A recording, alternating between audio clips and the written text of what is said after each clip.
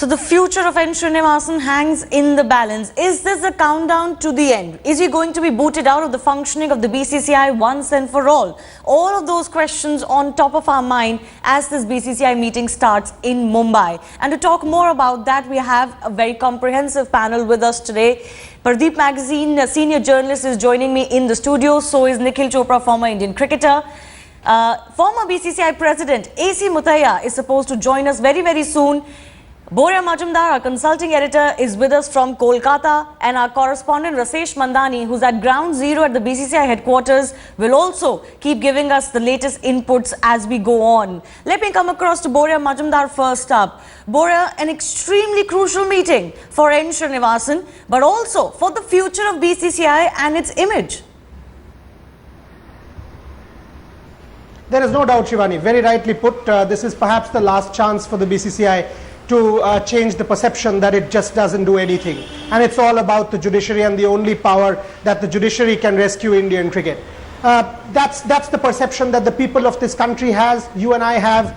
We've been fed up with what has happened over the last 1 year. This is perhaps the last opportunity for the BCCI to change its image. What is very important is that Shashank Manohar is attending this meeting. So he's come out of a retirement of 2.5 years representing the VCA. He's been co-opted into the executive body of the VCA. So that's a signal that this will be a different kind of meeting from what we've seen over the last 1 year, because Shashank Manohar will want a clean-up. Yeah. And from what I understand, a number of key decisions will be discussed over the next 2 hours. Yes, we'll talk about Shashank Manohar in detail and just why this man's presence is so important. Of course, there's a lot of background here. And of course, Shashank Manohar, one of those men from within the BCCI who had openly called for a CBI inquiry, remember, as early as May last year. But let's also go across to Pradeep now. Pradeep, how confident are you that the BCCI finally, when this moment has arrived for them to come together, and it seems the numbers are favouring a very strong stance, how confident are you that the BCCI actually will be able to take a strong stance? Well, I guess they have no choice. As Boria has rightly said, that we have been fed up for the last 1.5 years or more than that. Like BCCI is doing nothing, and this has been forced on them by the Supreme Court. If today also they do not take a hard stand, that means like Srinivasan is the board and board is Srinivasan. It was at long time back we used to say Indira is India and India is Indira. So this is how the board is functioning, and it's probably their last chance today to show that no, that perception is not true. In fact, and you know, this is what kind of gave everyone a feeling that maybe this is the last chance for Srinivasan to Nikhil, because in that letter that the associations wrote, they very clearly raised the questions that you and I have been raising in the studios as to just, you know, on whose behalf is the council acting? Is the council acting to protect N. Srinivasan and his position? Remember, he had also filed an affidavit challenging his removal as the BCCI president.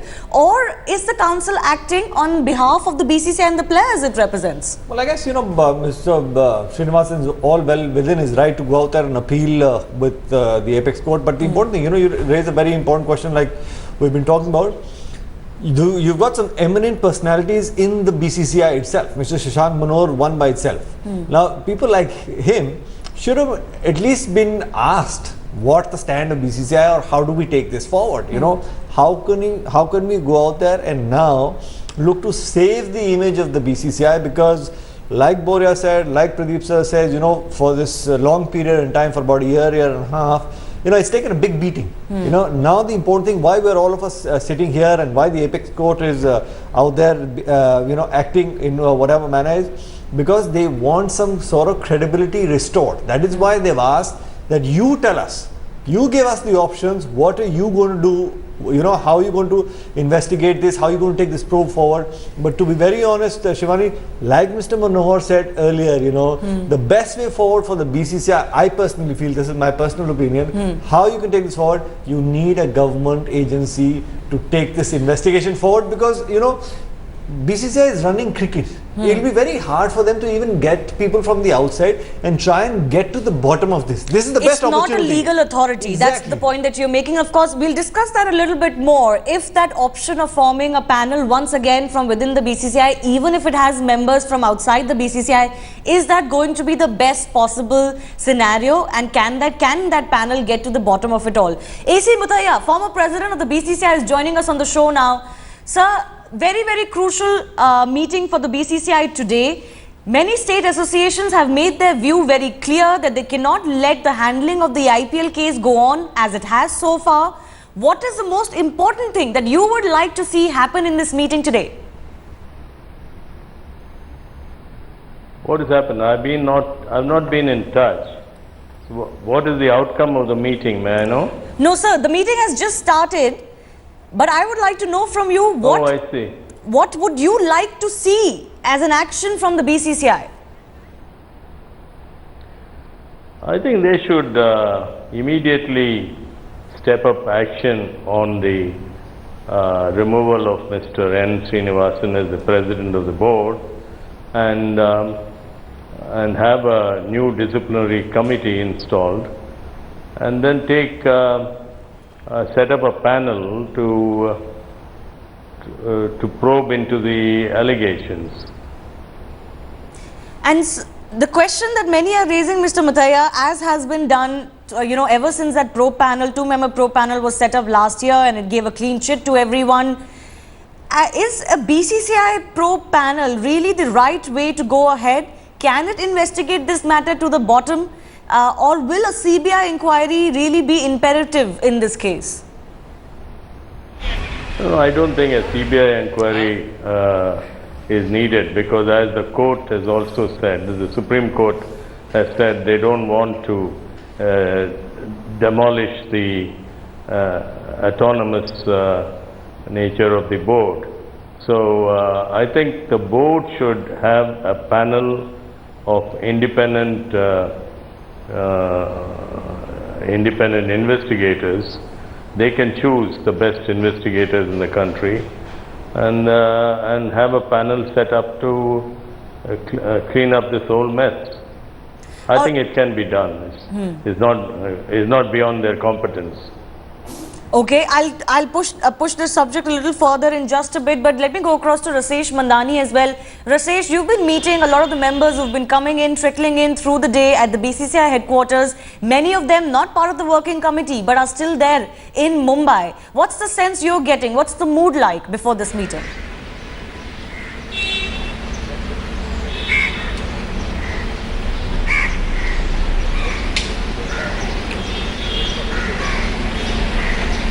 Look, I think first things first, Shivani, this is not a meeting which Srinivasan wanted. It's been forced upon him by a number of constituents of the BCCI coming together and calling for an emergent meeting. And it's not that Srinivasan would have tried not to have this meeting. So it's a position where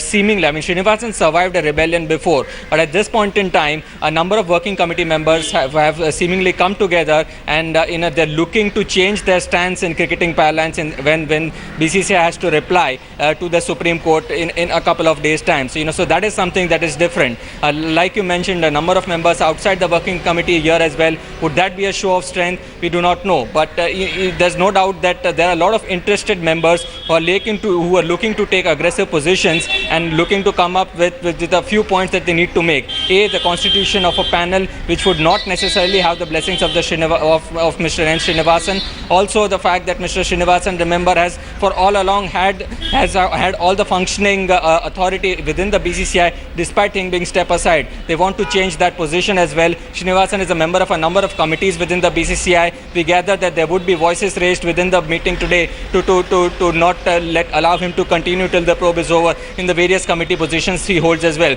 There's also the important point of whether Srinivasan would be BCCI's representative in the ICC. This meeting may not have the authority to take a call on it, but the issue would be raised. So the sense one gets is that a number of constituents of the working committee have come together and have tried to take an independent position. If that's exactly the way that will play out in the meeting, we do not know. But that is the way things have been lined up ahead of the meeting.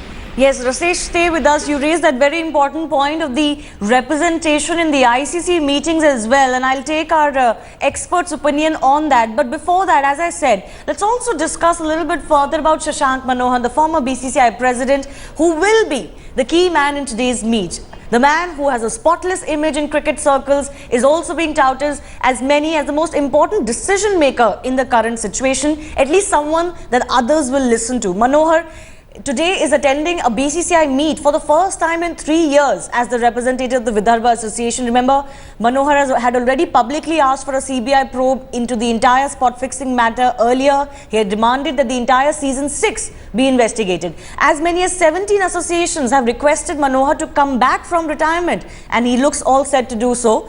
Aditya Verma, even more importantly, the petitioner in this case from the CAB, has demanded that Shashank Manohar head the panel, the probe panel which the BCCI is likely to constitute in this case. Boria, how crucial, you were mentioning this, you were touching upon this, just how crucial is what Shashank Manohar says in this meeting today? Most crucial. I mean, we've seen what has happened in the past, last September in the annual general meeting. We've seen what has happened in the past with other working committee meetings, even when Srinivasan had stepped aside. I remember the 2nd August meeting in Delhi and the 1st September meeting in Kolkata last year. So I would say very candidly that Shashank Manohar holds all the aces as far as this meeting is concerned. Because look, this BCCI, whether you believe it or not, is a body that lacks leaders. It's a bunch of followers. You need leaders with a strong voice, with people of impeccable integrity who can raise a voice against all the ill will, all the ill doings of the board and what has happened in the past, the corruption that Pradeep Magazine and Nikhil Chopra both beautifully highlighted and Mr. Muthaiya also pointed out. The fact is, Shashank Manohar coming out of a 2.5-year retirement is because of the cleanup. You have to understand, otherwise this man had no business to come there. So one can expect certain key decisions to be taken. Otherwise there was no reason for a Shashank Manohar to come back to this meeting. And Rashesh Bandhani was making this very, very good point that this meeting has been thrust upon Srinivasan. One can tell you that there was a last-ditch effort to move it to 21st. Why? Because if you move it to 21st, you will not have the time to instruct the Supreme Court, the council in the Supreme Court and file an affidavit. There was also an attempt not to hold this meeting and only talk to the Secretary, Treasurer and Joint Secretary. All those attempts have been foiled. Until today morning there was speculation whether Shashank Manohar will attend. That man holds all the aces, Shivani, as far as I am concerned. Mr. Muthaiya, just tell us, in your view, why is Shashank Manohar the best man to take the BCCI forward, in your opinion? First, let me tell you, this will be a red letter day in the annals of Indian cricket and the board. Shashank Manohar is the best person at the present point of time because his integrity is unquestionable, impeccable integrity, and man of high standards and moral values. And he has run the board successfully for the last 2 years. And I would say he is the best choice. And now the board has stood up at last, they've woken up. And we've all been calling for this repeatedly. Even Shashank has been repeatedly calling for a stand on the board. And at last they've woken up and taken the stand. And they need a leader now. And the best leader in the present context would be, I would say, Shashank Manohar and nobody else. Mr. Muthaiya, if I can also ask you about that matter of the ICC representation. I remember you spoke to us soon after the first hearing in this case, and you had said categorically that N. Srinivasan cannot continue and he should not indeed represent India in the ICC as well. My colleague Rasesh Bandhani there highlighted that this working committee meeting might not have the powers to actually make a decision on that. But your view on how the BCCI can put its foot down as far as the representative in the ICC is concerned? See, the board can convene an annual general meeting to decide this particular subject on who is to represent the board in the ICC. And the general body can take a decision, and a person who is not even a president or no connection now with the board, how can he be representing India in the ICC? He cannot represent India in the ICC. That is my view, and also, I'm sure the general body also will decide the same way. We're taking an in-depth look at the situation before the BCCI meet today. The meet has started, and of course some very, very important decisions could be taken in this meet. But like we said before the break, let's take a look at the numbers as they stand right now. What our sources are telling us that N. Srinivasan, not so influential at this stage as he was maybe some months ago as well. Remember, of course, he was re-elected unopposed in September 2013. An attempt was made even then or before that or just after this controversy broke out to isolate him, but no one was successful. Right now, it seems only 3 members openly in support of him. That includes the BCCI Secretary Sanjay Patel, but the rest 14 members are likely to oppose him or his hold on the BCCI in this very, very crucial meeting. Very important numbers there. Just how many views are presented against Srinivasan will be absolutely key. Of course, Shashank Manohar there from Vidarbha is going to be very, very key. Boria, very quickly, can you just explain the situation to us? Those for and against Srinivasan, and how likely is it that some views might change inside the meeting? First things first, let's break some news. Contrary to recent rules or recent norms, no staff member or no legal member has been allowed into the meeting. I can tell you that from inside the meeting, it's a closed door meeting with only the BCCI members. Not a single staff member, not a single legal representative has been allowed into the meeting. So you can understand it's a change from what used to happen under N. Srinivasan.